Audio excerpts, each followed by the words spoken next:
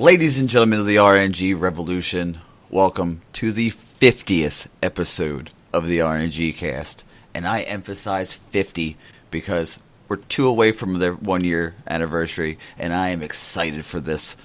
And I am excited for this episode because joining us this week are... It's the main man, the businessman 24. What's going on, everybody? And this is your boy Raven. And joining us... Oh, go ahead. Take it, Sub. Hey, how you guys doing? This is Subcult619. Welcome. Thanks for being on, Sub. He said booyaka. Thanks for being on, Sub. Appreciate it. Biz, welcome back, buddy. Obviously, you know I missed you because last week I did the see you all next week, and everyone loved it, and I missed you, buddy. Welcome. Than's for coming back. I was in my car and I heard that because it was a space in between, and I heard that. I was like, "What the?" I almost ran into somebody. I was like, "I must have replayed that mess like 20 times in my car." Literally, it's your text message icon. Is that what it is? You just capped it and made it your text message. I was just like, "He really pulled it," and you pulled it off. I gotta say, you pulled it off. Thank you. You pulled it off. I was like, "Okay." I do what I can, sir. I do what I can. So now when I'm not here, he's going to dub that voice and just slap it at the end of the recording. Sub, welcome. Thank you. Glad to be here. Thanks for getting up super early to be on, man. I appreciate it. We appreciate it. Let's get going. And as you know, because you're a mod on our Twitch, twitch.tv/the RngCast, which you guys are watching, or you should subscribe to. We always have the questions for the guests on their first time. What's your favorite weapon in Destiny? Your favorite exotic in Destiny? And how did you come up with that great screen name? Well, starting with favorite exotic weapon, I'd have to say it was my first exotic weapon, which was the Cyros regime. Absolutely loved that thing. It just, especially when I first started it, which was in the alpha, it was just the go-to weapon. I mean, it just annihilated people. As far as exotic, I'm really, really liking the Shinobu Vows for the all intention purposes of it being double skip grenades. It's just phenomenal. It brought being a blade completely back to me. I more than anything just left it behind once I got Night Stalker. As far as the name, well, I got a brother that's 10 years older than me, and he was really into D&D. So, of course, being the younger brother, I wanted to, of course, hang out with my older brother and his older friends, and he said, "Okay, well, go ahead and make a character and make a name." Mind you, this is me at 6 years old. I want to be Shredder. Give me something like with those claws, and he wanted to wear young seal of Honkar's grasp. So one day he takes me to this video game place. It's just a local place here. It was like 93 or so, 93 or 94. It was called Virtual World, and what they basically had was two games.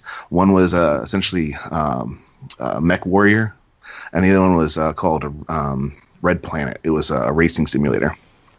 The Mech Warrior game, you got into these actual pods, and you basically, as a multiplayer against each other, and you had to come up with a nickname. So on the car ride over there, I'm just like pondering, okay, I need to come up with this nickname because by the time I get there, I need to have a nickname. So pondering in my head, mind you, I was 93, 94, I was 13, 14.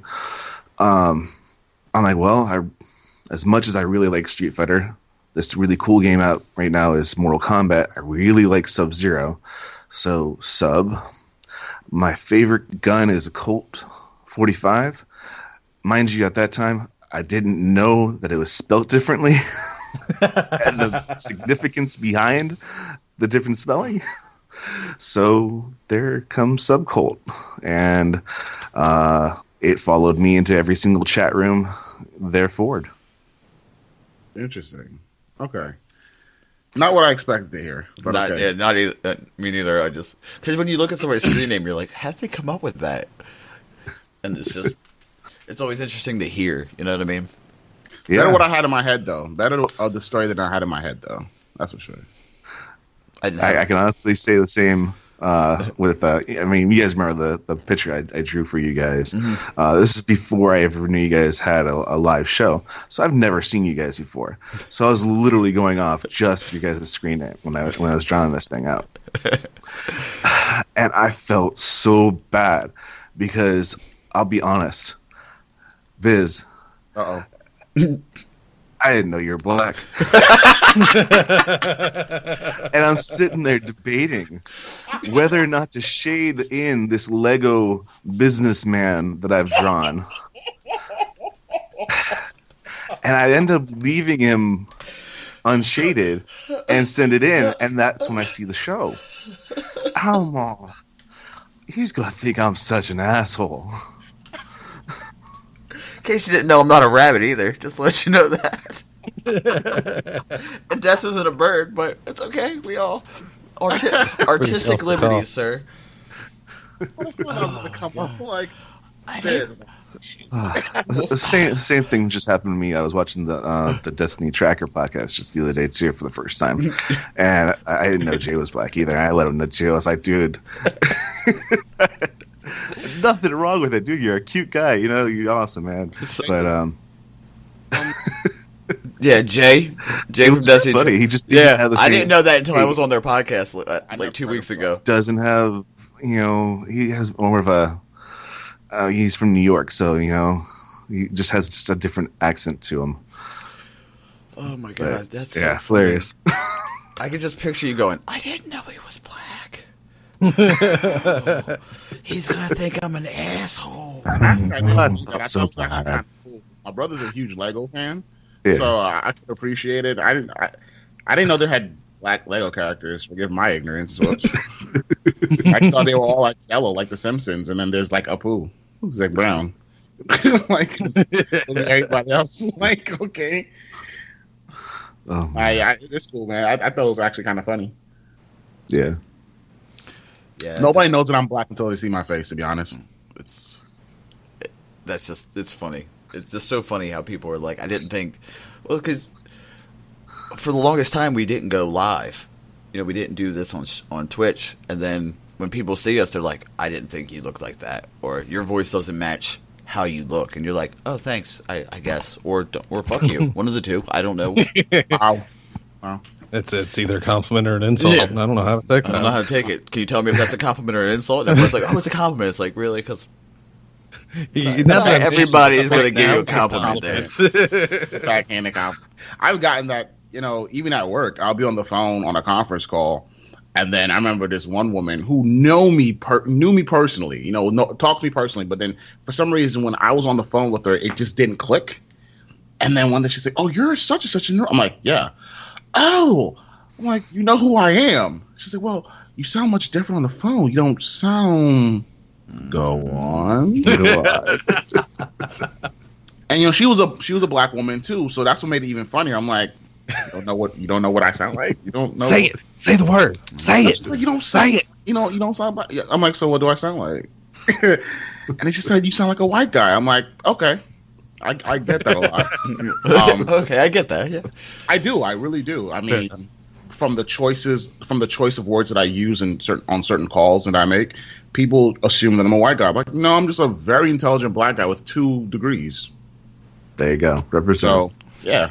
And you're using your degree. I'm not using mine at all, so it's okay. I wouldn't say I'm using my degree, but it comes in handy once in a while. Japanese mythology and culture, dude.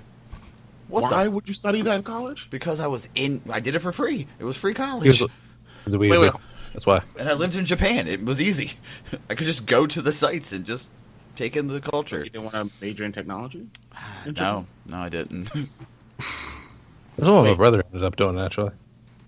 Hold on. You had a free ride to school? Mm-hmm.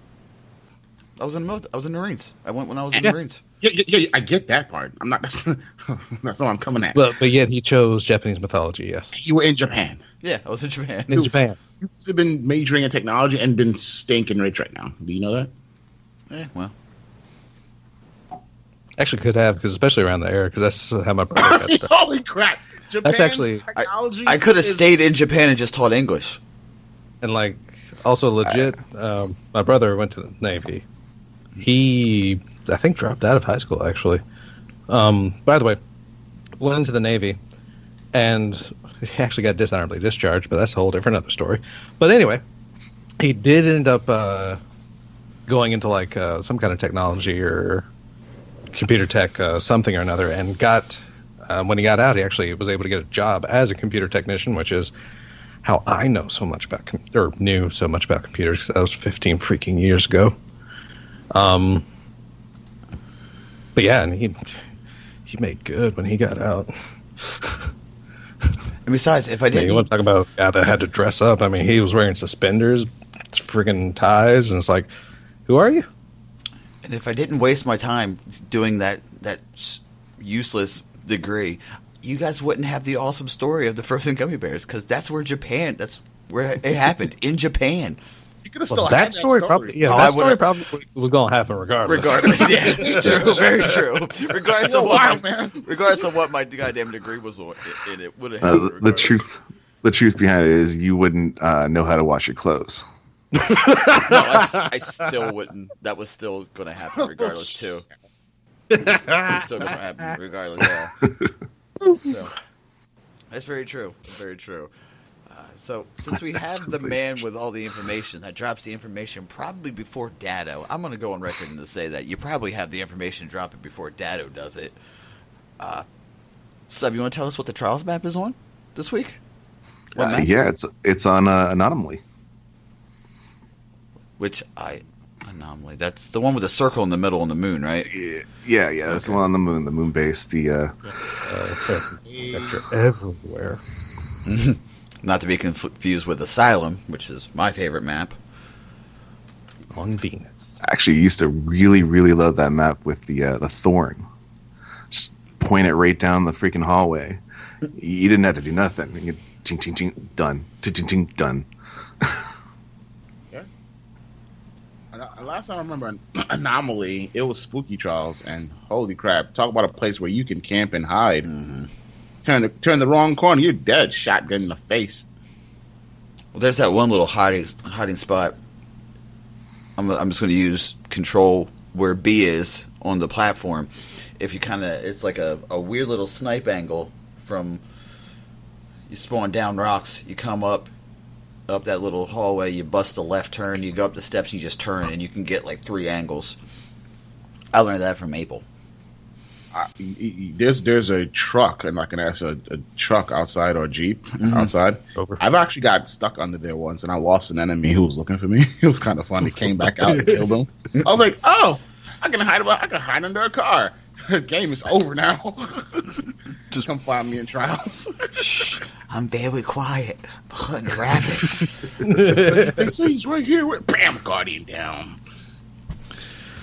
So, I don't know if I can find a team. I might run some trials tonight because I have 12 hours to play as opposed to my normal 8.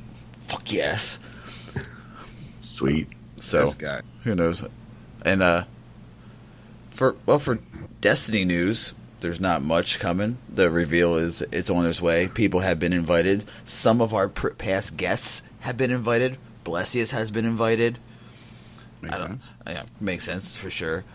Lulu Soccer, who I was on the DTR podcast a couple weeks ago, was invited. I mean, it's cool. We're not invited yet, but maybe Apparently Mercules? They're still Mercules sending those invitations. Yeah. Somebody I just saw on Twitter this morning. Somebody just got it this morning. You know. That'd be so dope if one of us got that a knock on the door, like, hold on 1 second, guys. Run downstairs, just come up laughing. and be like, I'm sending Buster. I'm like, Sub, I'm coming to see you, buddy. I'll take it. Yeah, one of my guys from over there in Brazil, he said he got invited out there to represent Brazil, but it's just coming all the way out here. He just doesn't have the money for it. I said, dude, I'm on the opposite side of that same coin. I live 128 minutes away. and they haven't sent me an invite. So because it's in LA, right? It's in LA. Yeah, and I'm down here in San Diego, literally. I was gonna next say city down. I'm about to say, obviously you're in San Diego, 619. That's a 3-hour drive. That's Yeah, not even 128 minutes, man. Oof. yeah. We all know you got a lead foot. Yep. I did that drive before because I actually flew in San Diego for vacation once, and I spent half of it in LA and half of it in San Diego. Two different cities, man, but they were both great. Oh yeah. LA is more my speed though. Oh no, San Diego's my speed. Dude, you're San chill. Diego's catching up. San Diego's definitely catching up. There's a lot of people here now. Mm-hmm. I'm a New Yorker, man. You know, LA is all about the busyness. Yeah, that's how I roll. Originally supposed to be, but parents said for a smaller life, it came out here. Yeah, that's supposed to be Syracuse. Ew. Kidding. No offense to any listeners. No offense to any listeners in Syracuse. We love you. Thank you for listening. Let me make one thing clear. If you're from upstate New York, I'm from the city. They already know the dynamic. It's like, oh, okay. And it's just, and we can all agree that we all like. There's upstate New York. There's New York City. And then there's Buffalo. Buffalo's not even part of New York. They're just considered like an extension of Canada. It's Buffalo. And then there's Buffalo. You said it if like, you don't believe me, ask. No, I know. I believe you. Hope was saying the same thing last week or the week before about the fact that he lives up in San Francisco, and he was poking fun about all the guys down here in San Diego and how we talk like surfers and whatnot. I'm like, oh my god, dude, you almost get an unfollow for that. I spent a lot of my time when I was stationed in California in Miramar, so I know and love San Diego very much. I gotta say the women in San Diego are incredibly fit. You have to be. It's all that tofu. Yeah, it's all that tofu. Fuck you, Sub. Actually, it's probably the acai bowls because that's when the first time I had an acai bowl and I fell in love with those things, man. I'll tell you what, though, I felt like a fat guy walking down the damn street, but I was like, you know what? Ain't nobody gonna mess with me. Like, can you even run, bro? No, but I can beat your ass. Okay. So, all right. So for Destiny news, Destiny 2 reveal trailer's coming out May 18th, right? May 18th, yes, sir. Yeah. So next week when we get 12, it'll be one more week closer. One more week, yeah. So let's move on to the memory lane topic. 1 to 100. Sub, what's your number? 28. Just give it to Sub. No, he probably got a ton of topics. Well, if he doesn't get it, we have topics later on for the Sub Q&A, which would be our questions to ask him, and then his questions to ask us. The guy has a bag full of questions and topics, man. I'm just surprised you just bring it. All right, Biz, what's your number? 47. Des? 82. Nice one. I'll go 13. No shit, it's 52. So, Biz, that's you. Son of a... Welcome back, Biz. Memory lane. The people want to hear you. No, I don't hear the people. As far as memory lane goes, has there been any games that you played, years ago, and you was like, you know what, I hate this title, don't even want to bother with it, and then you picked it back up again years later to say, you know what, maybe this isn't so bad. What game is that for you? I know I got 2 of those right off the bat. Believe it or not, one's Destiny. Originally, I played the alpha, and I honestly didn't get what everybody else was hyping about. I mean, it felt like Halo, but not. But I was kind of also over Halo. I was going, more into action games, role-playing games, those kind of things.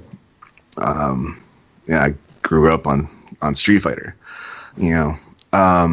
but then the beta came out, and I actually got the alpha, the beta, and the game all for free. So, I went to the PlayStation Experience, and that gave me the alpha.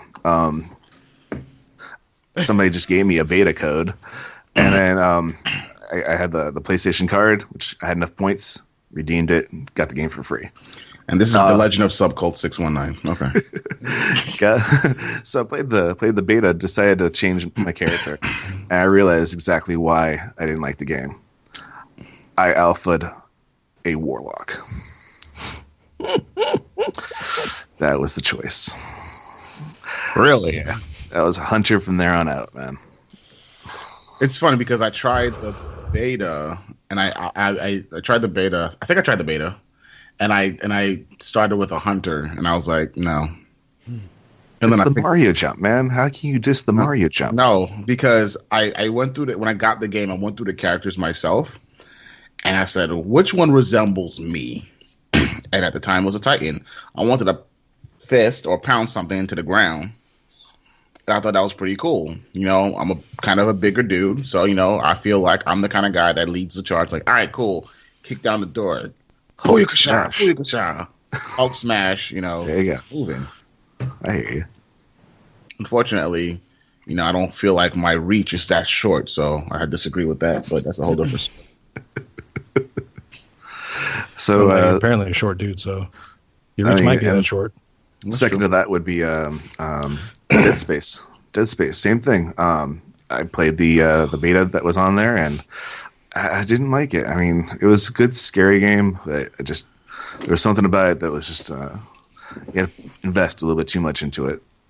And then I just so happened to rent the game when it came out and liked it so much, ended up buying it. It was by far one of the most scariest games. I mean, if you turn that thing, and that's what it was. I didn't have my speakers. You know, I play usually late at night, 10 o'clock at night or something like that after the kids go to sleep. And I'm forced to kind of keep the volume down. Mm-hmm. And then Mrs., she wants me to keep it down. Eventually, I invested in a pair of headsets. And my God, is that game so much different. Mm-hmm. When you have that screeching, something crawling behind you. Oh my God. Loved the game. Loved it. That eye surgery scene freaks me the fuck out. I can't stand shit in my, like when I go to the eye doctor, I freak out because I watched Fire in the Sky when I was a kid. Do you remember that movie? When Love that movie. The plastic thing, and then they cut that eye, and then like the needle, that thing got real close to the eye, and then all of a sudden the needle went. Oh, ever since then, like, it must have scarred me deep down in, like, my psyche as a kid. By the way, also Charlie Chaplin freaks me the fuck out. I don't know why. Freaks me the fuck out. Secret Times, fuck it. I love you guys. I'm not going nowhere. You know Buster Knuckles weird. So Charlie Chaplin. As a kid, Charlie Chaplin, terror. It was like abject terror, my mom said. My mom said I would freak the fuck out. Like, I would run and hide. Hold on. I know what he looks like for sure because I used to watch his movies. I'm gonna take a deep look at him and see. I mean, I can't tell you why. It just freaks me out. It's like a deep down, like, weird thing. I don't know. But he kind of looks like Floki. He looks like he could be Floki's grandpappy. Don't disrespect Floki like that. You mean? Have you ever seen Clockwork Orange? Yes. That didn't freak you out? No. No? Just Charlie Chaplin freaked me out as a kid. It was weird. I don't know. I also blame my dad for letting a fucking 5 or 6-year-old watch Fire in the fucking Sky. I mean, hey, Dad, maybe you shouldn't let a kid watch a weird alien abduction movie where plastic wrap gets. No, I get it. My daughter, she's the same way with the original Chuck E. Cheese. She was screaming the crap out of herself. When she went to a birthday party, couldn't stand the place, and now she's into Five Nights at Freddy's. So, yeah, my son watches horror movies now too. Like, he was little watching horror movies, and he just knows it was so funny. I'm like, you're not scared? He's like, Dad, just a guy in a mask. It's just a guy in a mask. I'm like, all right, kid, whatever, man. I'm like, I had to look it up when I was like, does this make me a bad dad? No? Okay, I'm good. Whatever. He knows. So, Des, what was the game you didn't like, then liked?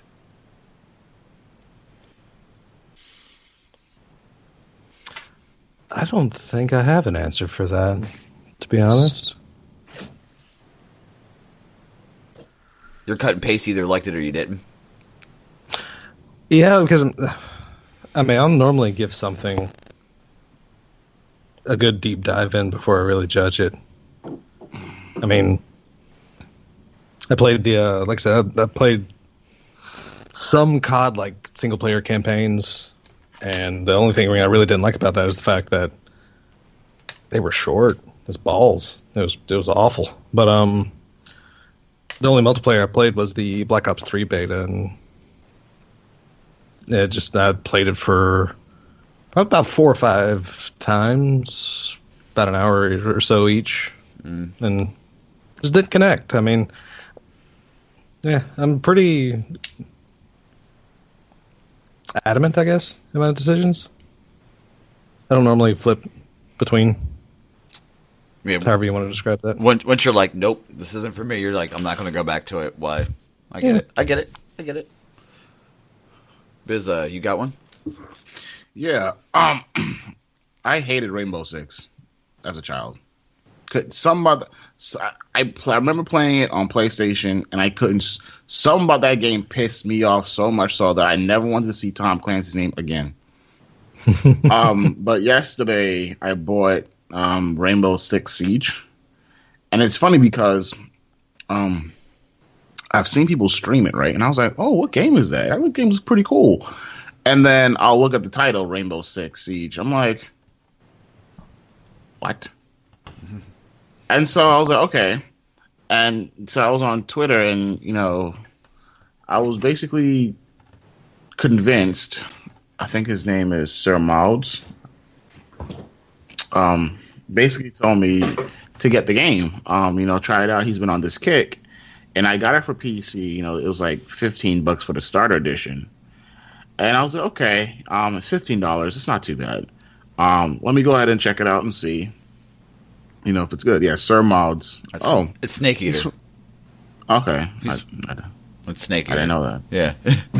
Doesn't say Snake Eater, so I'm like, okay, cool. Well, thanks, Snake Eater. And so I played on PC, which is probably a bad idea because I'm still not great with mouse and keyboard yet. But I figured I need to play something outside of Overwatch and Titanfall to develop some of the mechanics. So I might develop my mouse and keyboard skill. And I was like, okay, well, I'll try, Rainbow Six Siege. It's cheap, what's the worst? First and foremost, that game had me hella jumpy. I'm like, every time I hit a bang, I'm like, oh, shit. I'm like, oh, dude, it's just a grenade. It's just a grenade. But it's just, like, so close. I'm like, oh, shit. And normally I'm not like that jumpy in video games, so it's like, okay. And clearly I still need to work on my developing my skills with mouse and keyboard. But, I played it yesterday, and the first thing I noticed was the cinematic. Angela Bassett, let me tell you, looks awesome, and she looks awesome digitized. They did a hell of a job incorporating her, and she did a great job in that role, as far as the intro goes to the game. I personally like Angela Bassett. I think she's hot. And so when you digitize her, it's like, oh, hello. Or as Des would say, hello. Hello. But playing the game, I was like, okay, I can get with this. I can get with this. Rainbow Six Siege is probably a pretty good game. After playing the first couple of, things there. So I was like, all right, I'll give this a go. So I like what I'm doing. I like what I'm doing so far. I don't know what it was about the first Rainbow Six that I ever played that I just maybe want to stab. And I literally probably broke that disc. I literally physically probably broke that disc because it pissed me off. But yeah, I like Rainbow Six Siege at least. I have 2 games that come to mind. One's modern, like now, and one was kind of back in the day. The modern one was Fallout 4. I didn't like the settlement building.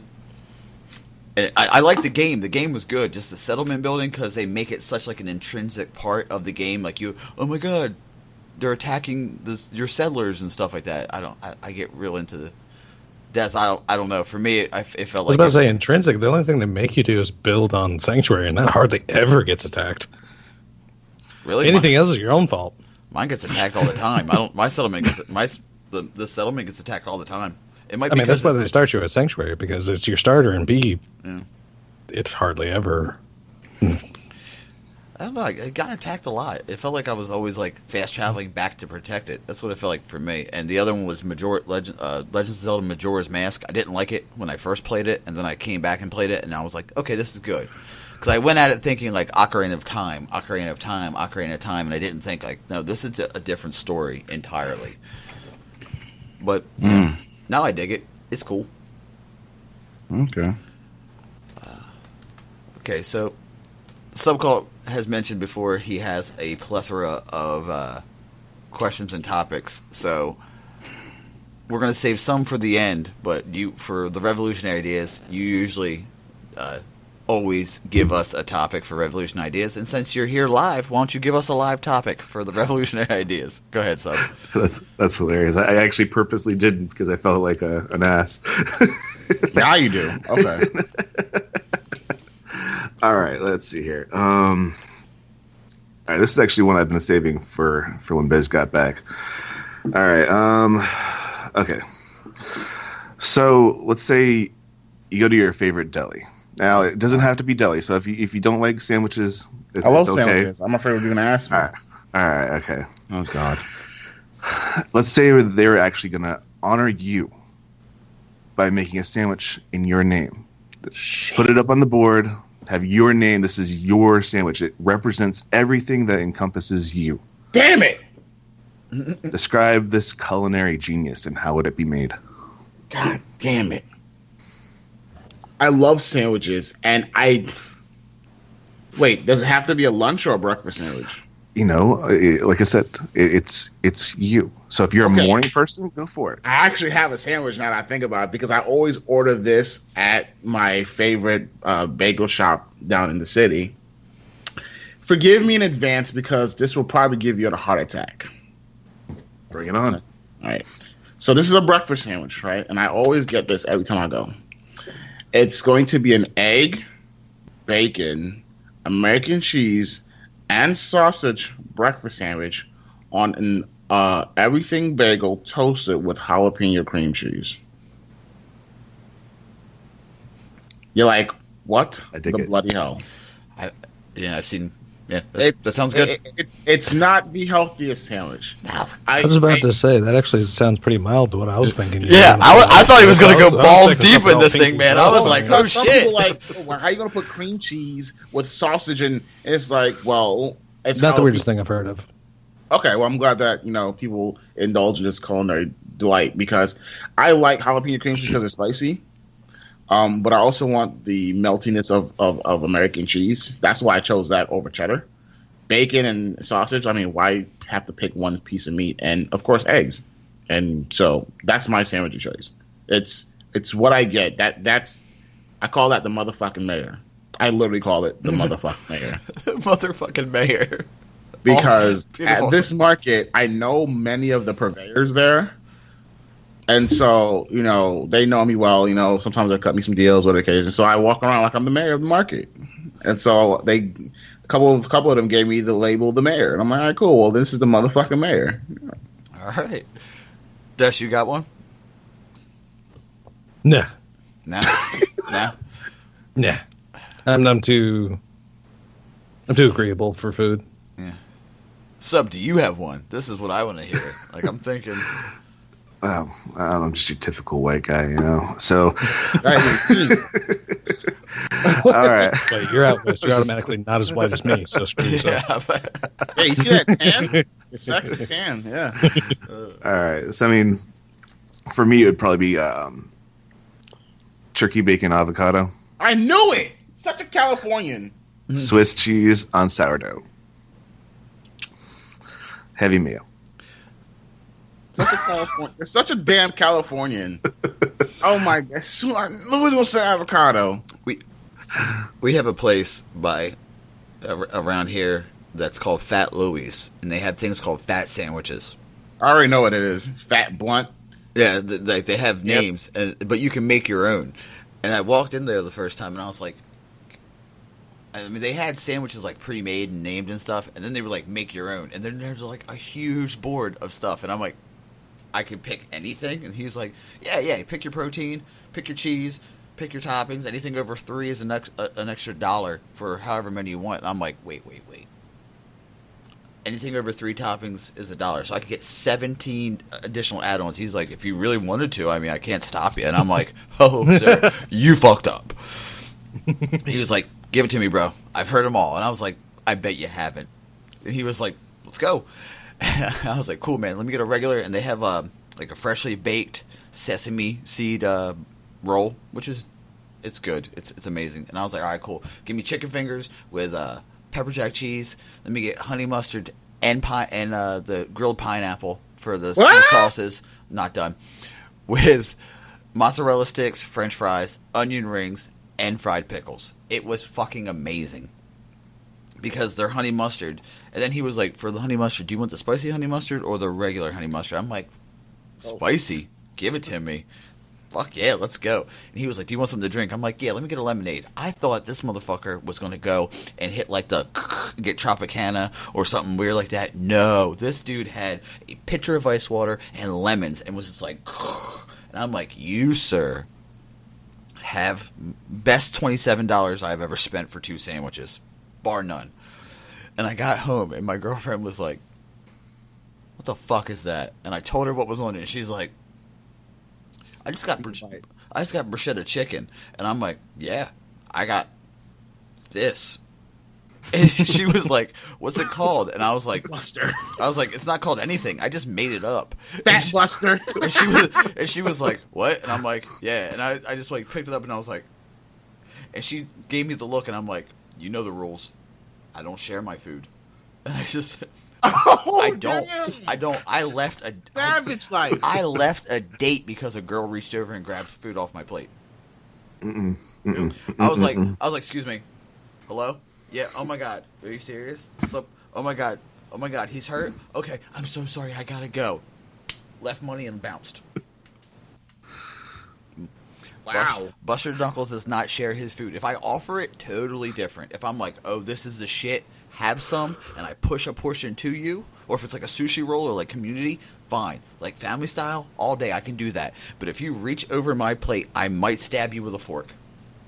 Yeah, my wife's learned to order the same thing I usually get when we go out, just because every time she goes, tries to be adventurous, it always turns out she's like, why did I order this? And, ends up stealing stuff from my plate. I'm like, no. Order the same thing. At least I'm not the only one. I don't feel as bad anymore, because I used to be like, what are you doing? I had an issue when I was younger. If you told me you hated pizza, but then you only eat the toppings of pizza, I'd choke you out. Like, yeah, I had an ex-girlfriend who I didn't choke her out, but that's how I felt. Yeah. She said, I don't eat pizza. Okay. And then I'm eating a pepperoni, and she takes pepperoni pizza and eats it. I'm like, what the hell are you doing? Who the fuck doesn't eat pizza? I understand if you're gluten. I understand if you have like a gluten allergy or something, but pizza... I don't know what it is, but she picked the toppings off my pizza, and it drove me nuts. And one day I was like, you're not going to do that anymore. And I removed the pepperoni that she took from me out of her possession. I'll leave it like that. And I proceeded to move my pizza away where she couldn't touch it. And I ate my pizza. And I said, don't you ever pick off toppings off my pizza again. Sat in the corner like Gollum eating pizza, looking at her angry like, eat my pepperoni, motherfuckers. I don't think he did that. I really think he just kind of like lorded over top of her. Just, I'm not going to tell you what I did because it's not appropriate for stream. But let's just say that I moved away and ate my pizza. But my fiance, when we go out to eat, she knows whatever I get is good. But we're always, the thing about her and I and what I love is that we're always in between 2 or 3 choices. So we'll both get what we both wanted and just share. So she said, I'm in between the duck with the salmon. I'm like, you know what? So was I. I'll get the salmon, you get the duck, and we'll share. Cool. That way I try both dishes. That's how you order. Yeah. And so sometimes I'll even order appetizers, even though I know I can't eat everything. I'm like, look, I'm just greedy. I want to have a plethora of food so I can say, yeah, I went to this restaurant. This restaurant's pretty good. Well, what did you have? I had this. Damn! You must go there a lot. No, that was just in one setting, bro. No joke. When I was planning my trip to the city for my anniversary, I was about to message Swain and be like, what do you guys have for specials today? Like, I was about to just straight up message him. You just reminded me. I have to go. My fiance's grandmother has invited us to her birthday bash in Philadelphia. It's not really her grandmother. They just play around, act like she's like a grandmother to her. They're not biologically related. A godmother-ish of sorts. No, definitely not. More like a grandmother. Not even that. No, Okay. just more like a grandmother. Okay. I won't give the history behind it because it's not important. But so we'll be in Philadelphia for this party. And so I was like, okay, cool. And she's like, we might have some time to get some cheesesteaks. Oh yeah, we can go to Gooey Lou's. And I'm like, oh wait, Swain's up there. Yeah, fuck all that. What we gotta talk. We gotta talk about that. We might have to do like a partial meetup for a dinner or something, dude. Well, the party's around dinner time. So, fuck. Okay. So basically, it's literally going to be record podcast, head to Philly, and then go to this party. Got it. So I mean, if we're there by lunchtime and you're available, then sure we can meet up there. But I'm gonna put down Swain's stash and be like, "Hey, give me some of them milk cookies." That shit is so fucking crazy good, man. It's so decadent. You're like, I can't. I'm gonna die. I'm gonna go to coma. So, all right. See, I knew you had a bunch. I said, Subcult messaged me, a little deep down dive behind the scenes, and was like, what topics? And I'm like, we'll go over that. Everything. He's like, all right, cool. Boom! And just gave me a list of things he might bring up. I'm like, I don't want to know any of these. He's like, I'm like, okay, cool. Because I don't want to know them and then plan ahead and be like, okay, well, this would be my answer. I want everything to be off the top of the, sporadic and off the top. But it was just so funny that he was like, oh, here's all the topics. Boom. That's what I might bring. I have a list. Every time you do one, I add 3 more. I'm like, what is this, a hydra of questions? This is ridiculous. I love it. But we'll just move on to the RNG topic. By the way, Sub, that was a great one. Because I knew you were probably sitting on that one for Biz. And, Biz is the foodie of the group, I guess, or something like that, apparently. Have you guys ever had like a freshly made brisket sandwich? Mm-hmm. Like a pastrami sandwich? Like, okay. That's something about that. Beautiful. All right, so for the RNG topic, Sub, what's your number? Go 28 again. All right, let it roll. Biz? 50. All day. Des? 82. All right, and I will go 11. 24. So it's me. Motherfucker. You would think after 50 fucking episodes we would have an idea of what to do, but no. Every fucking time when we get caught, we always react the same way, and we always have to fly by the seat of our pants. But it's awesome. What was the hardest boss battle in a video game that you've ever had? Either you've successfully beat the boss, or you still have yet to beat the boss. Shao Kahn in a Mortal Kombat game pissed me off. Couldn't stand that bastard. Every time you got good, he started cheesing like a bitch. Pissed me off. I beat him, but I couldn't. As a kid, nobody liked Shao Kahn. I beat everybody else, and Shao Kahn would just start cheesing. I'm young bitch like, why are you cheesing, Shao Kahn? You suck. I beat him though. Beat him. Yeah, that's that arcade AI though. Back in the day, Oh, it was designed. They had to design it. Especially Mortal Kombat was infamous for button reading AI. Mm-hmm. The fact that it only reacts when you push a button. There's sometimes like an AI will stare you down until you hit something, and then they pounce on you. Yeah, bam! Like what? But they had to, because that was the genius. Because that's how they got your quarters. They start you off easy. Like I think Capcom was especially infamous. Like after your third fight, like difficulty just skyrockets.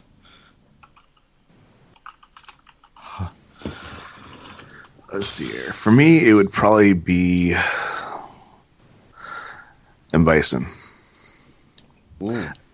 Sagat was definitely a challenge, but I've actually, and this is to date the only time it's ever happened, broke a controller over M. Bison.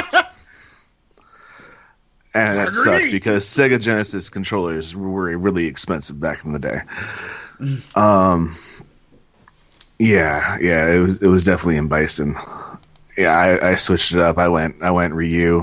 I was like, okay, I'm not fast enough. I went Ken.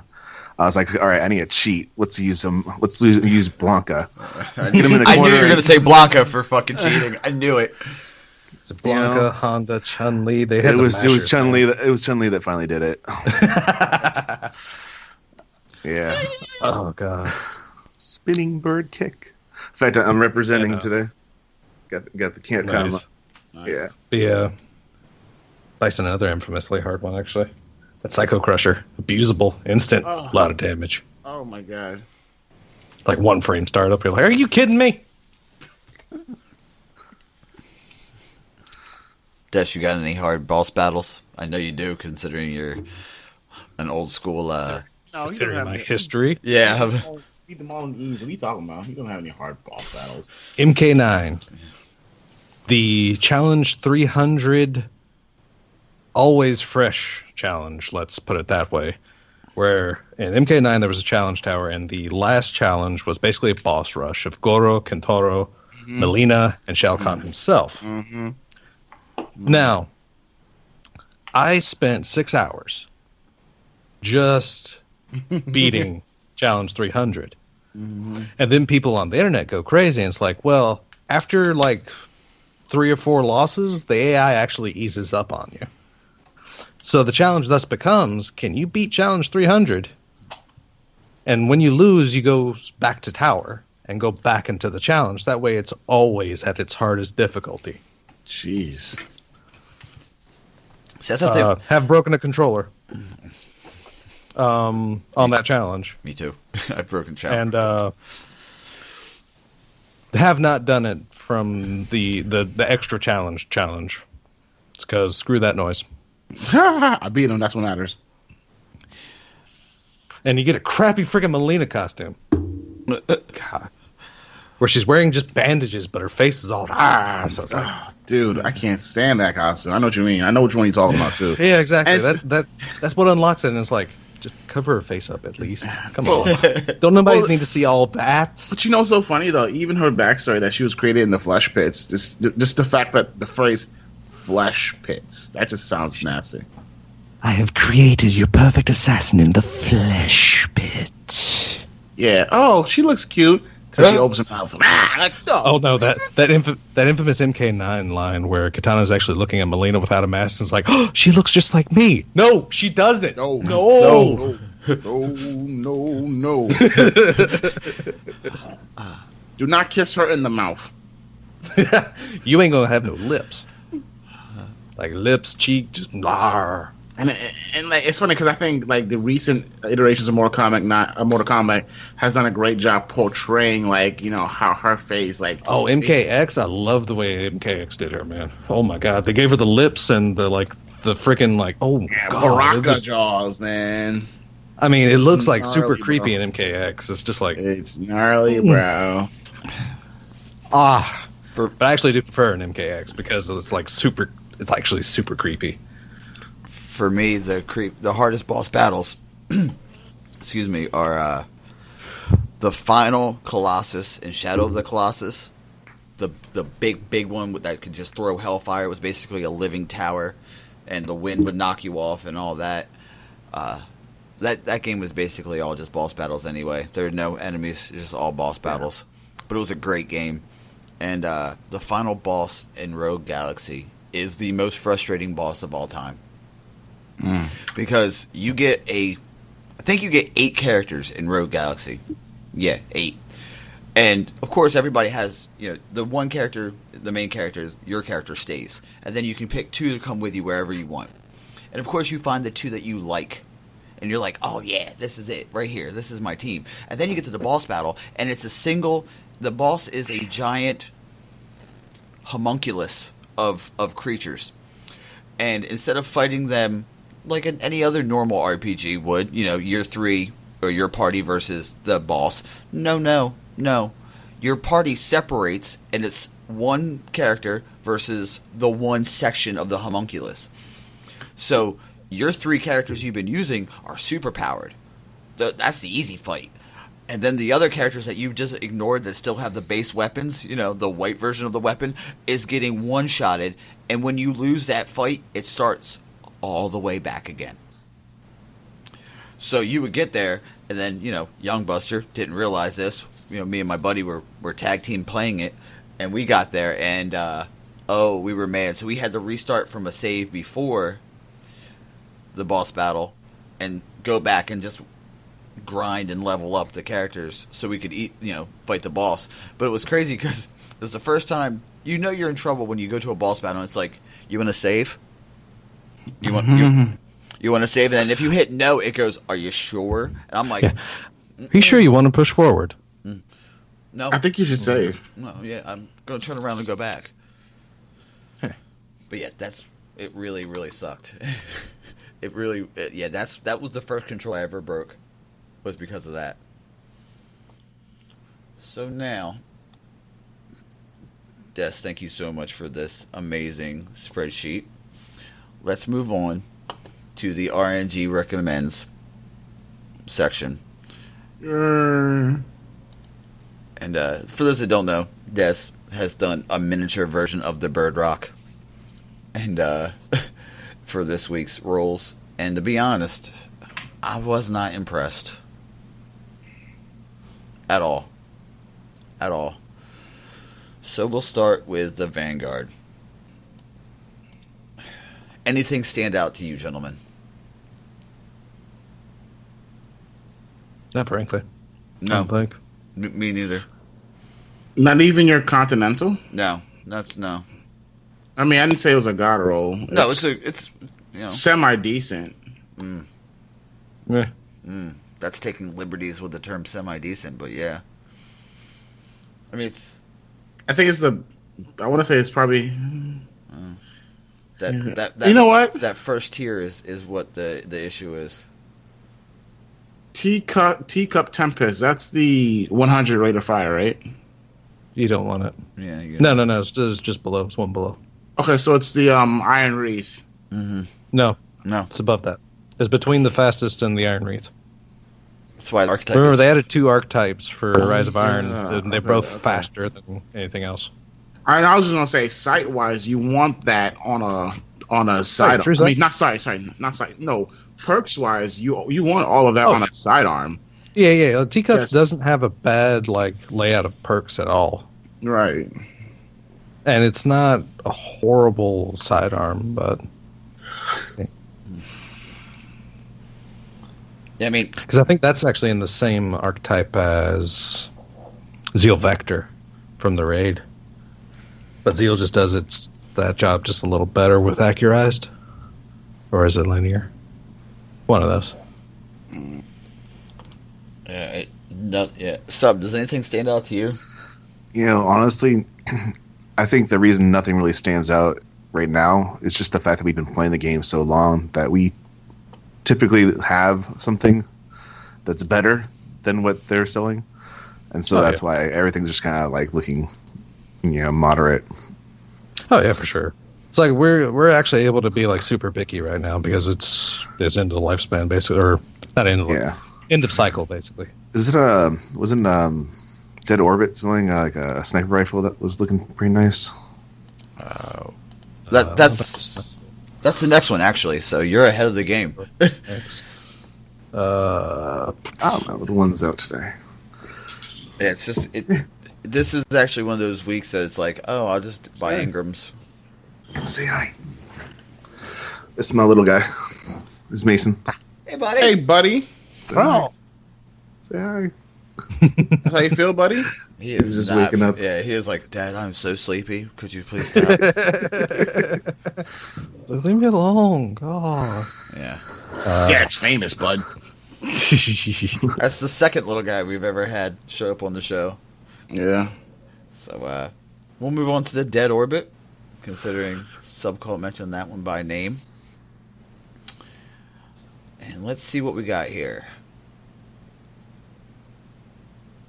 Armor-piercing rounds, perfect, or third eye, and persistence. Yeah. No. There's been better extreme, to be honest. One thing that, perfect the standout that I've seen in this... Oh, I agree. ...is the Keystone. I agree. 100%. I just saw it. Yeah. Because I had a Hand of Judgment drop from Varix that is a very similar roll with explosive rounds. And let me just say that it is amazing to the fact... I mean, it's basically a perfect raid scout because it's going to one-shot 90% of your trash mobs in any raid. That's like Axis Encounter Shanks. You can map them and one-shot them, and it is amazing. The fact that this one has perfect, as well as crowd control, it's going to work just fine. It has reflex, so if you want like more aim assist in PvE, there you go.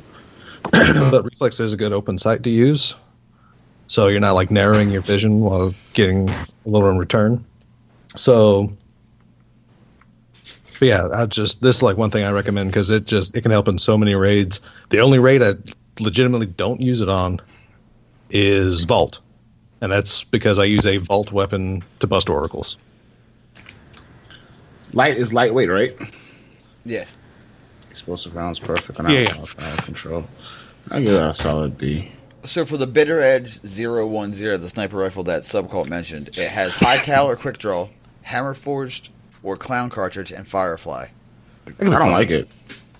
I don't like it. I think we've done, like we've said last week, Bitter Edge isn't a bad sniper rifle. It does have ambush, so it does have a low zoom scope, but you're going to lose a lot of your aim assist using ambush, which I actually prefer on snipers.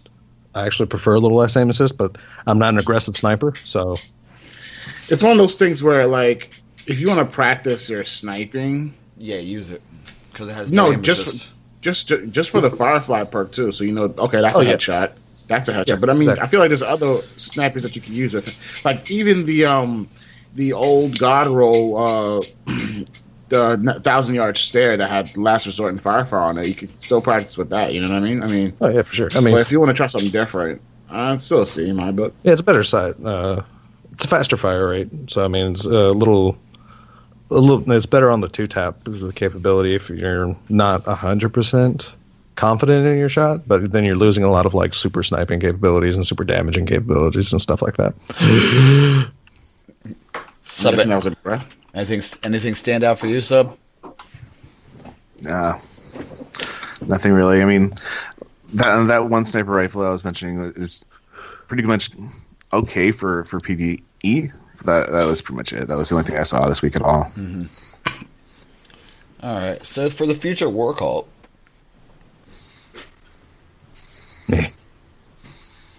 the whale. You don't like the whale? You know, actually, yeah, the whale was looking nice. Yeah, it wasn't great, but it doesn't have that range perk though. Well, that is its fastest firing archetype as well, so it's not in a great spot. Like range really hurts those things, but at the same time, it's like it's funny because one of my fun guns in Crucible right now is the Exile Student. I think it is. And like I've said before, I've discovered explosive rounds actually compensating a lot of that range kickoff. I mean, and this one does have explosive, so I mean it can be a fun gun, but I don't know. I also don't like reactive without a reload perk to take more advantage out of your time with reactive. Okay. A is the fun gun, right? Is that how in our hold on grading? Hey, B is your fun gun. Oh, okay. I think the weighting is usable. Fun. The weighting is fun. Quick. It has accelerated coils or quick draw, right? Hammer forge. You got your range right there and rangefinder. I think that's good. That's a solid B. Yeah, it's not bad. I mean, they certainly aren't bad. And I think weighting is actually in the archetype. Buster, you're an easy grader, bro. What? You're an easy grader. Everybody gets an A. No. I thought A was fun. Sorry, I'm going through again. Oh, okay. Let's see. Let's check this Wormwood out. High cal. Okay. Fitted stock. Hot swap. Mm-hmm. Fitted Not stock. bad Not bad. It's not bad. You give it a solid B. Because I mean, stability. The weighting. Wormwood. That archetype can still benefit from a boosted stability or range. I mean, either way. All right. The Warpath. Proc stats. Yeah. Get out. The Wounded, though. The Wounded might be fun. Yeah. Wounded I have fairly, Wounded as a B. with I haven't explosive. given a single A yet. Again, but that's also explosive and crowd control. But you're missing. I mean, with Hammer Forged instead of I usually prefer like Perfect Balance or something. Like Scout Rifle is actually the one weapon I'll use. Like what is it? Stability? It's not just stability, but it's the one that Hand laid? injection mold. Injection mold. Oh, okay. It's like you take away some range, you get some stability, and now like with some of the changes to handling and such, like injection mold does. I'm not gonna say it does better, but now just things on average, considering the handling, like quick draw and stuff like that, doesn't work as well. So injection mold is becoming a slightly more attractive option. This is a very tough week, like I said, considering the weeks we've had. You know, underwhelming. Yeah. Hide your kids, hide your wife. Yeah. All right. I mean, a lot of them. Then, like I said, a lot of them's just like almost their roles, or yeah, they're one off from being. It's rotating, good. So I mean, they're not all going to be amazing. And like this first couple of weeks, it's like, oh yeah, get this, get that, and now it's just like, What's AP in the columns? Armor piercing. Armor piercing. Oh, okay. All right. For future war cult sub, anything scream out to you? No, not really. All right. Let's go to New Monarchy. New Monarchy's in love with those armor piercing rounds this week. Let me tell you what. Yeah. Everything.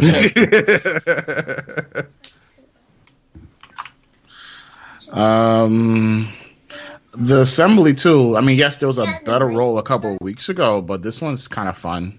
Perfect balance gives you that stability. Hit in hand, get some additional aim assist there. I mean, armor piercing. I mean, whatever. You might as well use quick draw, actually. Really? Because armor piercing does like literally almost nothing now. So why is it still here? I don't know. It's a good question. I'm not the person to be asking that. That's true. That's it. Like I'm prefacing what I'm saying by I'm prefacing what I'm saying. That a couple weeks ago we had a really strong roll of an assembly too that you should have picked up. I didn't. But perfect counter and high cows. Oh yeah. Yeah. Obviously, that thing is fun. Yeah. So I mean, unfortunately, you have to go up against that. You're just not going to come out strong. The shotgun, perfect. Garbage. Yeah. The first citizen. Like its archetype is the archetype itself on that shotgun is like really on edge. So if it doesn't have good perks, it's just meh. Yeah. Hipfire. I think the first citizen. Hipfire, perfect balance, crowd control, and persistence. That's not a bad roll right there. No, that's bullet hose MG though. It's a bullet hose. Okay, that's max fire rate. I mean, you need that stability, right? Yeah, I've never tried a first citizen myself, so I don't really know how it handles firsthand. Isn't that similar to like a super good advice? No, it's faster. Yeah, it's faster. Maybe if materia is in that same archetype. Okay. Yeah, so I think this one's a pretty solid choice right here. I'd go with a solid B. If materia, as well as a Song of Virut. Yeah, a solid B right there. You got stability on stability, whether you aim down sights or hipfire. I go with that. If you had to put a gun to my head, say pick one this week, it would be the first citizen. I think too. For right now, not seeing the crucible weapons. Yeah. But I think overall, I think it's a good week just to buy some relic iron. Yeah, get some relic iron. Or try your luck at the Cryptarch. With those primary and special engrams. Yeah, that's what I did. That's actually the one thing I'm starting to get and like go into because I thought like buying planetary materials to pump into factions was more beneficial than it would have been, but no, it's actually not that good at all. Okay, so let's move on to the Crucible and see what they got.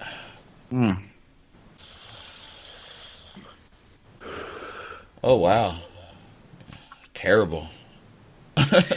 Yeah, so people of Destiny, don't buy anything this week. Save your coins, okay?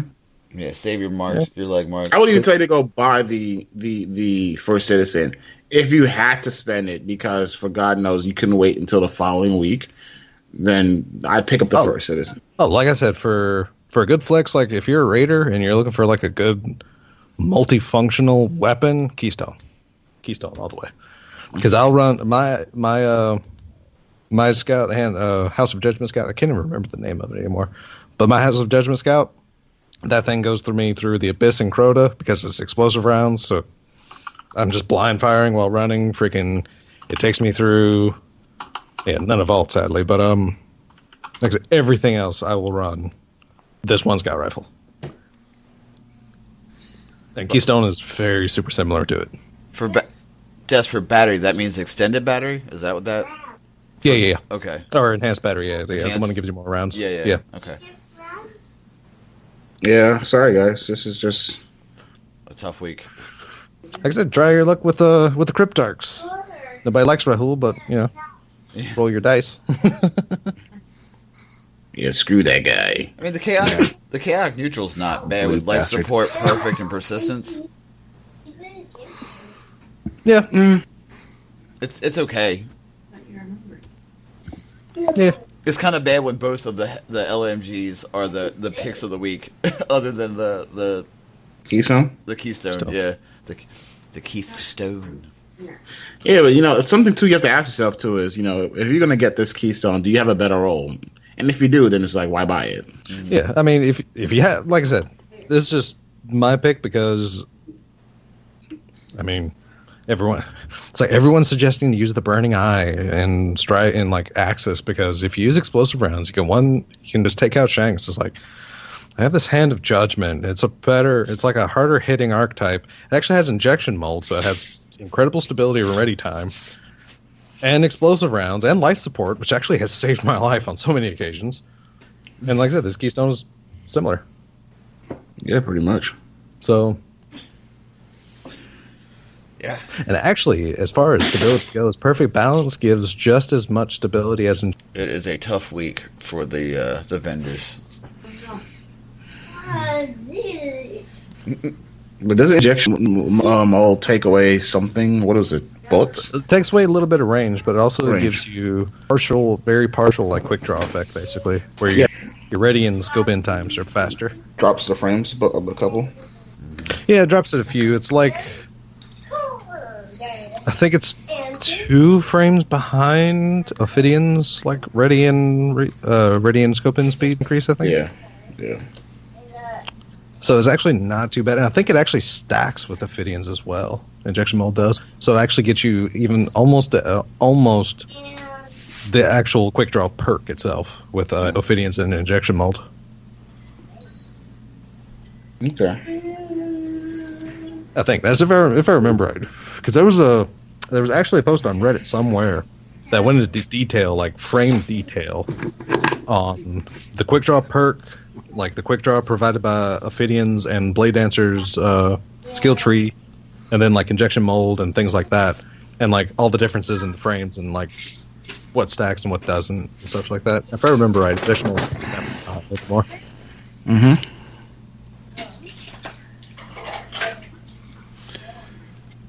Okay, so guys, it's that time of the podcast that I always ask the question: how was your week in Destiny? Don't everybody speak all at once. All right. Well, it's been decent. I mean, I haven't really gotten to play too much, honestly, this week. But I can actually say I think this is the first week since the new rollout I've actually completed a damn raid. What? I know. Nice. I've gotten pieces here. I've beaten the boss here or there, but not like from beginning to end. And it happened on a whim. I end up raiding with some of the guys over at the G1 podcast, and yeah, we got it done. Cool, man. It was Crota. I got it done both on my Warlock, which is surprising. Jeez. He doesn't get that much love. Clearly. And then, yeah, of course, I got it done on my Hunter. Now it's just got to get it done on my Titan. You know, I had to restart her about 55 hours ago. Well, not real time, play time. Yeah, no, my original character looked like an anime slut, and I couldn't do it anymore. I needed an EXO. Wasn't that the look you were going for, though? Dude, yeah, she had like pink or purple hair, like orange lips. She looked like something out of like, it was crazy. I was like, nah, I can't do this no more. No wonder I always had the helmet on. Jeez. So, Actually, I did the same thing with my Hunter because I refused to restart in any way my Hunter. But there was one time I actually took the helmet off. I was like, nope, put it on, put it on, put it on, put it on. total What was I thinking? threat. Yeah. My Titan's a cute black girl, and damn, she's fine. She looks like... My Hunter deserves to wear his helmet. I'll tell you that. Name? Oh my god, the chick from Archer, Lana Kane. I forgot the actress name. Damn, what's her name? Oh my god, it's gonna drive me nuts. Google to the rescue! Oh my god, it's Aisha Tyler. Yes, my Titan looks like Aisha Tyler. No joke. No joke. So, I'll be happy to show you. Be like, damn. I'm like, yeah. It does. So, that's what you've been up to. Anything good? That was apparently a raid beast this week. At reset, see Miko, Eli, a few others. Knocked out 2 Crotas. Just, a couple... Either yesterday or the day before, we actually knocked out technically 3 Vogs. Yeah, you've Because been. we went through Vog once, and we then backtracked to Templar, to Avion twice. So, Yeah, you've been on your raid horse, huh? yeah. Yeah. I mean, that is it's easy to do once you actually get a group of people together that Know what they're doing?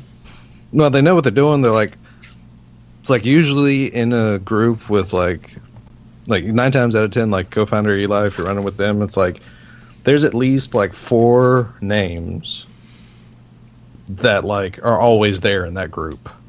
Like when I'm reading with them, because it'll be like, it'll be the co-founder, it'll be Eli, QTFLA, one of co-founder's friends, Charfure, which was in our Fog runs. It's just like Matty Misfit, people like that. I mean, like I said, there's always like a lot of similar names, so it's easy to get in with that group because I mean I've raided with a lot of them, just a lot. So there's a lot of like synergy there already and such. Yeah. I think today I'm gonna maybe try to get a Crota run in with Ben from Barely a Destiny show. It's his birthday, and we're gonna try to get a Crota run in. I think Dan Finity said if he could sneak in, he will definitely try to do that, which is cool, man. I'm all for that,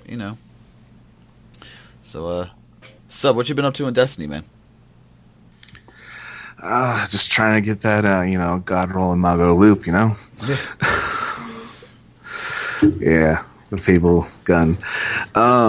Is Imago Loop still a chase with Fatebringer out now? Honestly, that's going to be my next run too. Especially next week, I gotta get some VOG done. It's just so hard, man. Trying to find a group, especially like I said, I play 10 o'clock at night. Over here on the Pacific Coast, everybody on the East Coast is asleep. So it's just a matter of getting that Not group together. everybody. Yeah, but say not everyone. Yeah, there's this once in a while that there's somebody that's still up. It's their weekend or whatever. But I'm always yeah. awake. Definitely gotta hit you up, man. Definitely gotta hit you up. This is a fucking If it's vampire. between the times midnight and 6 a.m., I'm there. Like I said, I Wait was for surprised something. this week. I didn't even expect. I was trying to just get the Abyss done, just to get the knuckle of AO, Yeah. and we ran the whole thing. So, yeah, definitely gotta get that done. It'll be a lot of fun. That's gonna be all next week, probably.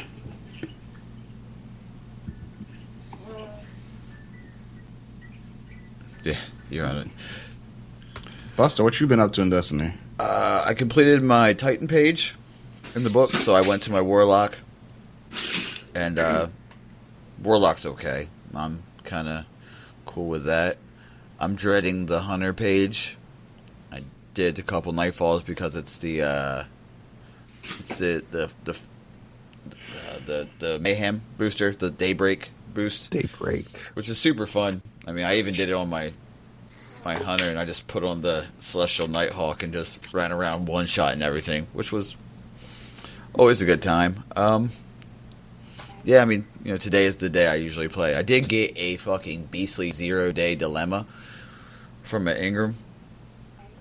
Or, wait, Crucible Drop. One of the two. Yeah, I finished the auto rifle bounty from last week, and I got a perfect counter danger close 0-day dilemma, which is always fun to play. Not zero, yeah. The auto rifle. It was fun. It's fun to play with. I have crazy rolls and stuff.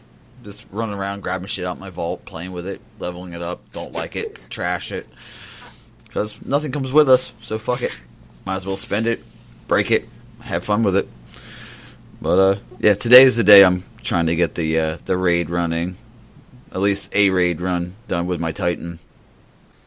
Then, we'll see what happens. Maybe a trials run tonight. Who knows?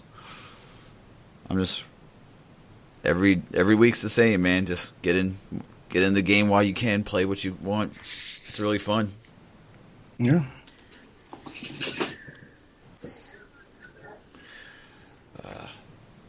All right, so Sub. This is a portion of the show where we will have a Q&A. You will have a question, a Q&A with us. It's just a big old topic fest for the next half an hour because we have a hard stop this week. Sorry, guys. Sub, I have a question for you. We bridged this on the in the pre-show, exclusively only from Patreon. You're on the West Coast. How do you beat Dado at reset every week with all the information? What time do you get up in the morning, man? I'm definitely up about 5 o'clock in the morning on reset, Pacific time. Oh my! So you get up? You have an alarm? Like you just get up? Is it like that? Yeah, I actually have it's set. So on Tuesday morning, I'll basically get up 5 o'clock. I have my setup all ready. I just basically need to turn on the computer and start tweeting away. This is definitely it's definitely a labor of love. Like it like I appreciate it because I wake up and I'm like, oh, I wonder what the nightfall. I know what the nightfall is. I wonder what. Okay, cool. Thanks, prison. All right. I love this guy. This guy's so great. Like it's so awesome just to have the information right there. Like I wake up in the morning, I'm like, oh, I wonder what the nightfall's this week. Sweet, thanks, Sub. And I mean, plus every week you have awesome topics. So, you want to throw one of your topics at us? Sure. Just kind of to speak on what we were just talking about, though. I mean, it was definitely a thing between me and my wife. She's always like, "What the hell are you waking up that early for?" But no, I mean it's just consistency, making sure you're always doing your thing. A lot of the time, I saw people they come up with a single picture, single tweet had everything on it, and that's great. You want to know all the information. It's great. Or you have a lot of people out there that'll put out a whole YouTube video. Mm-hmm. So you're watching a 15-minute video about everything, and that's great. But me, I wanted something that was like individual, so that if you just want to know what was the map for this week, in trials, one tweet, and that way you can share that amongst your friends and stuff like that. Sorry, I'm moving my stuff here. So that was my take on it. I wanted something that was direct and to the point. I didn't want to have to scroll through a person's video. I didn't want to see on their picture. Just something simple. So that's kind of why I came up with it. Okay. So as far as the topic goes, let's see here.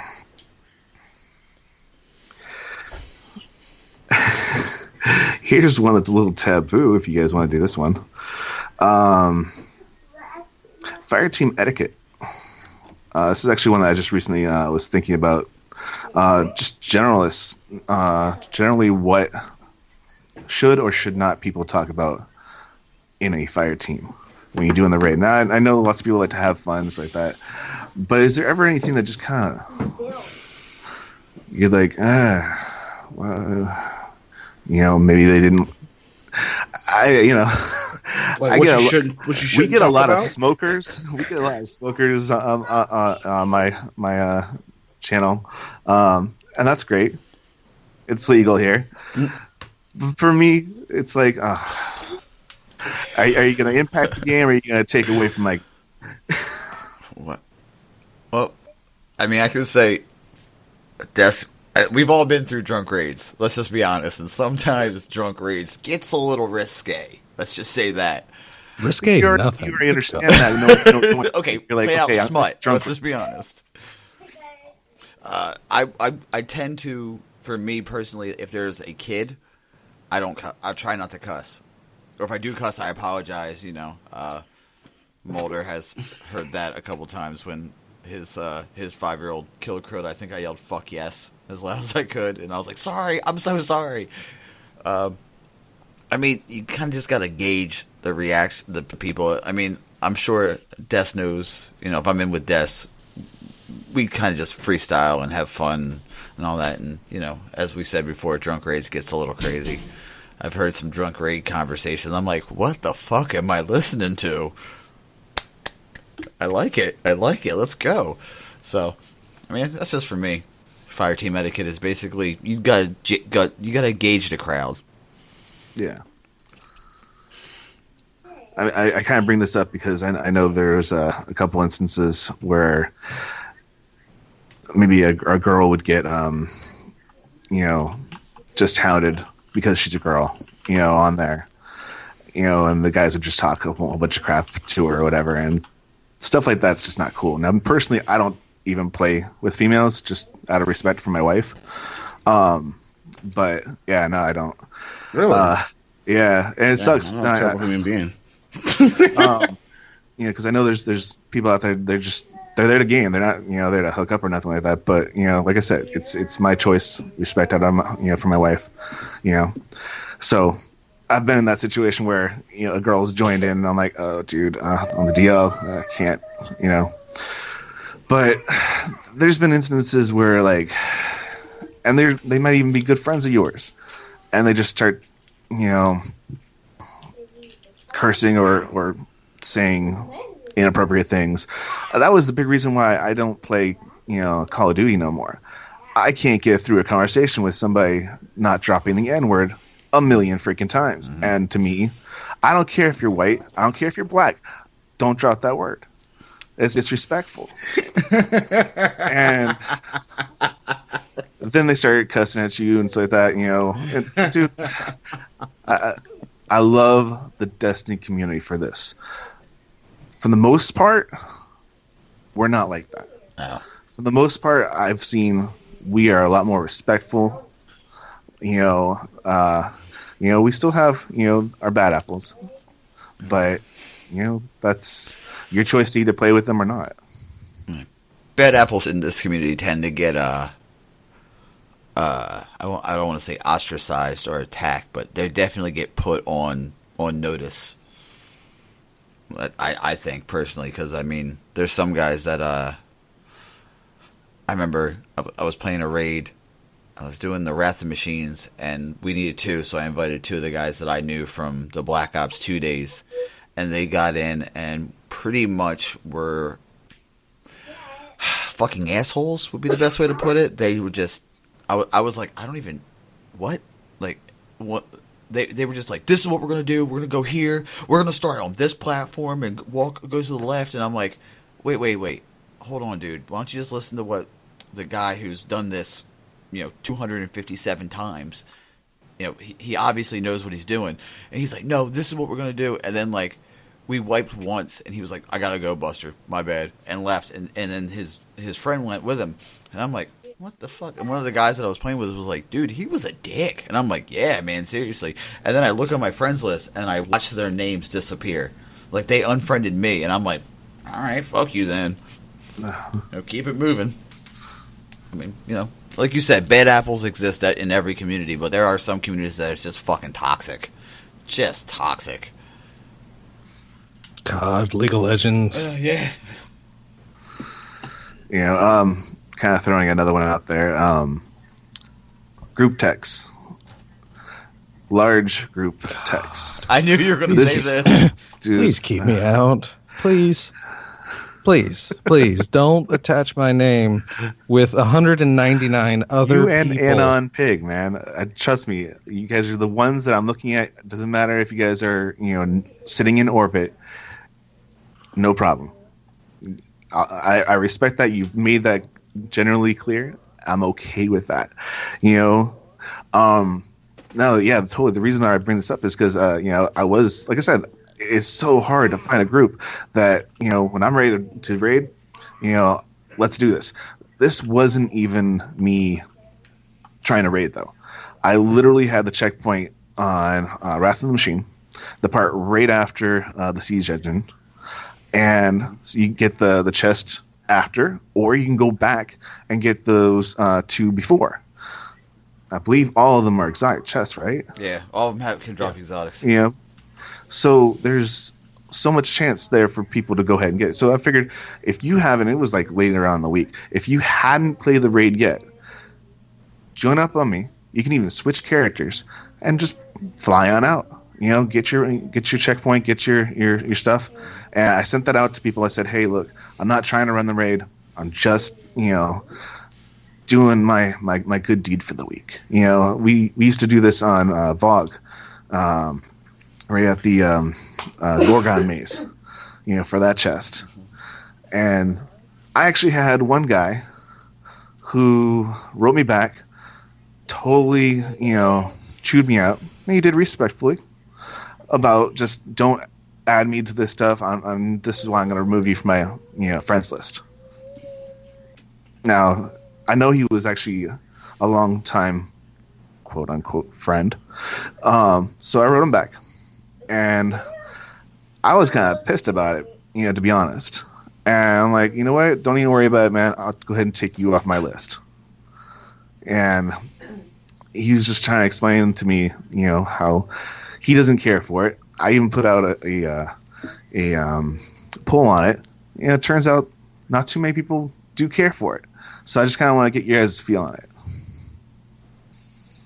What do you think about large group texts or invites? I was a member of that group text in question, so I think I put back, "Hey man, I appreciate it. I just logged off for the night." Which, Yeah. I do. Like, if you see me in orbit or running patrols, and you're gonna be like, "Hey, Buster, do you want a free chest that has a possibility to get you the one exotic you're missing?" I'm gonna go, "Oh yeah, fuck yeah, hell yeah, let's do this. Thanks for the invite." But I can understand how some people don't, because your messages could be attached to your phone. You could be at work. You could be sleeping. You could be doing this. You could be doing that. And if your phone goes off, it can be kind of annoying depending on the situation, which I understand. But Well, let me pause you right there. Okay. Unlike a lot of people who just randomly just say, okay, select all, post. I'll actually go through and make sure you're just sitting in orbit. You're not in Trials of Osiris, because I know that's rude. You're not already currently in a raid, because why would I do that? You're just sitting in orbit. If you're just sitting in orbit, you're idling, you ain't doing nothing. So to me, why not? Yeah. Yeah, that's fair. You're crazy enough to do that. Personally, if it's not pertinent, I'll get aggravated at large group text, just from whatever, because phone issue, I hear my phone buzzing, I'm trying to play a game, blah this, blah that. But in a situation like that, if you were to send it, personally, if I didn't find anything about it, I would just leave. Yeah, and a lot of people do. Or I actually got a message back that there was some people on my list that I was sending out to that didn't accept those kinds of messages. So there's actually a settings that you can actually set where you don't get those kinds of messages. Mm-hmm. Huh. I'm not gonna lie to you. None of that crap bothers me. I'm like, first Send of all, please all the spam. Do it now. Do it. Yeah, send me the spam. I could care less. First of all, my PlayStation's off, so good luck. And when I get those group text messages, I'm like, okay, cool. What does the message say? Literally, if it takes me more than 2 seconds to read the message, I'm deleting it. I'm moving myself off the group. That's just how I roll. It is not a huge deal for me. Mm-hmm. I know a lot. This is a very good topic, because I realize that a lot of things. I think the one thing that does make me cringe is when people use the N-word, only because I know others may not feel comfortable. Does that make sense? Yeah. Okay. I play with a guy. I'm not gonna say who. He's mixed, and he uses it more than I do. And it's like, you're only half black, right? I mean, so it's half okay? Is that what you're trying to say? No, I'm saying like, for me as a full-on black guy, I find it that you use it a lot. Okay. I mean, I don't like the word. I don't like people using the word either. Like, because it makes other people feel uncomfortable. And I'll ask them like, "Hey guys, are you okay?" And mind you, it's not my damn friend or anything. And they're like, "Oh, we're used to it." I'm like, "Really? Okay." Like for me, I don't use it when I'm playing with my friends. But once in a while, if I'm really angry, I mean, I'm straight up really angry, then the hood part of me comes out, and then I'll say it, and I'm like, I apologize. I remember I said it in front of a couple of female gamers who I will not name because, because I literally was like, ladies, I apologize. It was just two of them too. It was just two of us in the party. I said, I apologize in advance. I'm so sorry if this is going to offend you. She's like, nah, go ahead, Biz. You want to offend us? And I just let it rip. And they were like, nah, it's cool. It's cool. I don't think they were offended, but they were mad too. Mm-hmm. And so they were like, wow. I'm sure in their head, they're like, I've never heard Biz go off like that. And I'm like, yeah, I don't. I usually am just mute, say what I want to say, and nobody can hear me when I'm mute. This one I just did not give. And this was trials too. This was a trials match too. And they were campy as hell. Oh my God. So, but a lot of stuff don't bother me. All right, Sub, you said you got one more? Yeah. I mean, if you guys have a hard stop, I can. Yeah, give me. I cut this list, down. You did. Yeah, you did. This one, like I said, I've been calling out the fact that I did a lot of Street Fighter when I was younger. That was kind of how I got into gaming. Okay. So this one. I actually had this one especially for you guys. I really wanted to know what would be your fighting game special move, and what would it be called? Damn it! I know you guys all did this in high school. I know you guys all sat there like, man, if I had this move, or you're my superhero power, or whatever the case may be, but keep in context of fighting. This is so funny because the other day at work, Thursday at work, my buddies and I, we were all talking about this, and he said, would you give up 2 years of your life to go to like a monastery and learn one super dope awesome martial art technique, and what would it be? So this is sort of the same thing. So this is weird how like you had the lateral thinking. So I want to hear everybody's. I'm super curious right now. I want to hear Dez's more than anybody's. Dang, dude. Do you have one, Sub? Well, I mean, I did Taekwondo in high school, along with Brazilian Jiu-Jitsu. Actually trained with some of the Gracies. Henner? You know what? Honestly, I can't even remember his name. It was I think it was the dad. He has a studio over here in San Diego, so... Because I know Henner and Huron are in that area. Hickson? It's been a while. High school's been have years. you trained with Hickson Gracie? Because if so, I'm so like... I'm going to fly over to San Diego right now. Like, So yeah, I did that Brazilian Jiu-Jitsu and all that stuff. So definitely had that moment in high school where you're just like, man, if I had the freaking Kamehameha, yeah, definitely the fireball. I think that's what brought me to Warlock originally, was him standing right there with that fireball in his hand, and you're just like, dude, that's badass. He's got space magic, yo. So yeah, the fireball. Go ahead, Buster. Oh, see, there's the discussion we had. I came up with two. One was the mountain crushing palm, which is just basically like, you set your feet, you channel chi or life energy or whatever, the force of the ground, and you just throw a palm strike and it can just crush mountains. And the training would, and like we even thought like the training technique would just basically be hitting rocks with your palm until you broke a mountain.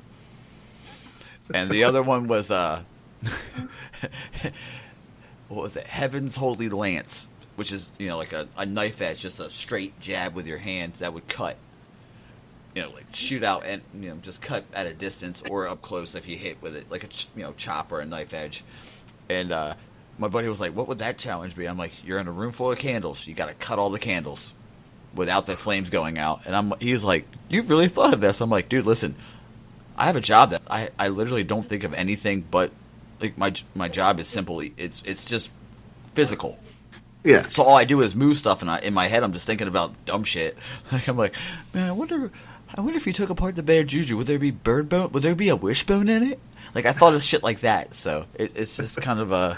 I get it. Yeah, I'm driving all day, so seriously, the thoughts just keep coming. You're alone with your thoughts, man. They call them shower thoughts. Yeah, I have those too. Yeah. Oh, and Des, what would your fighting game special move be called?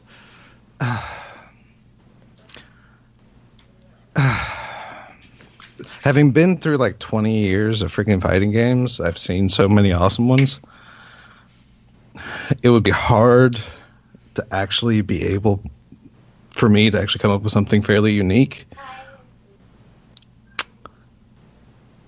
Because of course I have my favorite moves. Like I said, the Hadouken / Kamehameha move is always like, it's like the penultimate like fighting game move. It is putting your energy into a localized point and using it as basically, I mean, because I think the story for the Hadouken itself is like a literal ranged punch. And I mean, that's just starting with that, and it's like amazing. But I think if I had to choose, like going along with the whole like, what would your superpower be type deal, I would have to take after some of my favorite Mortal Kombat characters and go with like teleportation. Like especially in the vein of like Noob Saibot. Because that's just oof. It's like coming off of the ground, grabbing somebody and then slipping them through and like pile driving them into the ground. It's fun to do. Like instant transmission from Dragon Ball. Sort of. Yeah. I mean, it was just funny. Yeah, like I said, but the bad thing is being into fighting games is like it limits my imagination because I've seen a lot. It's like, oh, this person's cool. Yeah, just like watching a lot of anime. I've seen a lot of techniques. Like I'm just like, oh, you can't really be unique anymore when there's a guy who can literally extend his shadow out and grab your shadow and paralyze you, and then walk towards you while keeping control. I mean, of your that's shadow. like your whole. It's actually like your whole knife edge thing is the Saint Seiya move called Excalibur. I know. I love Saint Seiya. Just like the crushing palm is the same thing. It's a fucking any brawler from an anime can do that. Well, yeah, definitely like Ryoga from Ranma 1/2. He used to have the breaking point. Mm-hmm. And dude, that episode where he has to learn the breaking point, where he's sitting there hung up on a rope by a tree, and he's got a boulder, and he's pushing off on the boulder, and the two of them are coming at each other, and at the same time he's having to, throw his one index finger at the boulder, therefore crushing himself every single time, and he's just bash to learn this technique, and eventually, ends up being nothing more than just being able to, chop up wood for, something to get something out of your ear, That's what it ends up being. It was just the old lady was just messing with him. That's some of my favorite parts of anime, though. The training sequences. Like when you watch people train, you're like, oh, okay. Like in Yu Yu Hakusho, he had to balance himself on a spike with his spirit energy at his finger to learn how to do the spirit gun more than once a day, and he would just. Or any of the other crazy training montages we've seen. Some of them we've seen terrible ones. I mean, the spirit orb was horrible. A lot of people haven't watched Yu Yu Hakusho, so it's basically his sensei took all of her energy and pushed it inside of his body and said, either you're gonna die or you're gonna live. It was one of the like he was in a cave and freaking out, headbutting the wall, punching the wall until the wall collapsed and all that. So, training montage. So, we have 5 more minutes. Anybody have a quick topic before Biz comes on and tells us his secret move? Take it quick. Wait. Oh, Biz is back. Hey, Biz, what would your fighting game secret move be? Special move be?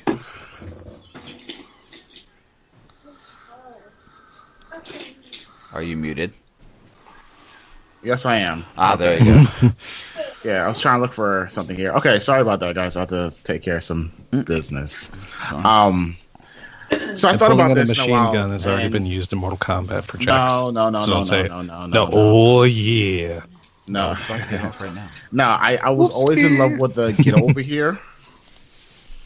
Spear's iconic. Yeah, I love the Get Over Here, but I want to burn them alive. So it actually does that in later ones. Yeah, but no, especially in Justice. I'm not talking about the spear burning them alive. Like, I want to get over here, like, bring them over, dismember them, while they're still alive and standing, and then light their ass on fire. Isn't that spear like a living thing inside of his body? No. That was in the movie. Get the movie that movie out was your head. right? Get the movie out your head. Okay. It is a kunai on a rope. Okay. Literally, it's just a kunai on a rope. See, I've seen so much stuff, I kind of melded it all together in my head. The fact that they made it into like snakes and stuff pissed me off. That was the one thing that the Mortal Kombat movies did not take off. Like the fact that Reptiles and Little Reptile took off. Kano being Australian took off from that movie. Johnny Cage kind of being a joke took off from that movie. On a D-bag. And living scorpion dart? No. No, give me the... They said screw that noise. Yep, I agree. Okay. Yep, that was it. All right. Well, that beautiful question given to us by Subcult619 brings this, the 50th episode of the RngCast, to a close. We are slowly marching towards our 52nd. We're not slowly marching there. No, it's every. It's right like a sprint. There. Yeah, we're at the blazing hype train right now. What are you talking about? We're like, pretty much. It's like the marathon. You're a few feet away. You just gotta pause and yeah, we're there before you get there. But the thing about this is the marathon. We see the finish line, and as soon as we cross the finish line goes further away. Yeah, this is just lap 1, man. Yeah, lap 1 of multiple lap race. So, Sub, tell everybody where they can find you and all the information that you graciously give the Destiny community. If you haven't followed him already, that is. Yeah, that is true. Well, as well. I'm primarily on Twitch and Twitter at Subcult619. I do have a YouTube. You can find that on my Twitter. Don't post much. Don't really like the format. But yeah, that's pretty much me. Go ahead, Biz. Welcome back. Sweet. Yeah, the main man is back. You can find me on Twitter at businessman_DRP. You can find me on Twitch, twitch.tv/businessman24. I have been streaming lately, mostly PC games. It's been kind of fun, so come hang out and chill if you want to. Des? And this is your boy Raven. You can find me on Twitter at DES_Raven. You can find me on Twitch at twitch.tv/TheHarvestNest. And you can search me out on YouTube at Death Switch Raven.